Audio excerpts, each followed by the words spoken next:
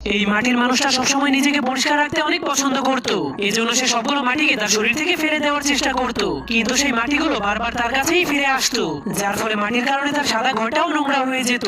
এজন্য সে তার ঘরটাকে পরিষ্কার করার জন্য সেই মাটিগুলো মোছার চেষ্টা করলে তার ঘরটা আরো বেশি নোংরা হয়ে যায়। তখন তার মাটির হাতগুলোকে দেখার পর মাটির লোকটা ভাবতে শুরু করে, যদি আমার কাছে এক বালতি পানি এবং হাতের গ্লাভস থাকতো তাহলে আমি আমার ঘরটাকে অনেক সুন্দর করে পরিষ্কার করতে পারতাম। কিন্তু তখনই লোকটা দেখতে পায় তার ঘরের মধ্যে একটা বক্স চলে এসেছে।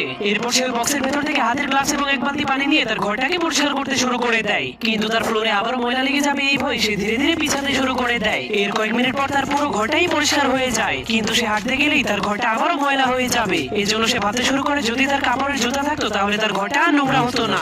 যা ভাবার পরেই সেখানে আবার একটা জুতার বক্স চলে আসে। এজন্য মাটির লোকটা তার ঘর নোংরা হয়ে যাওয়ার ভয় সেই কাপড়ের উপর দিয়ে হাঁটতে শুরু করে দেয়, কিন্তু তখনই ব্যালেন্স হারিয়ে ফেলার কারণে সে নিচে পড়ে যায়। এরপর সে ওঠার চেষ্টা করলে দেখতে পায় তার ঘরটা আবারও নোংরা হয়ে গিয়েছে। এজন্য সে অনেক রেগে যায়।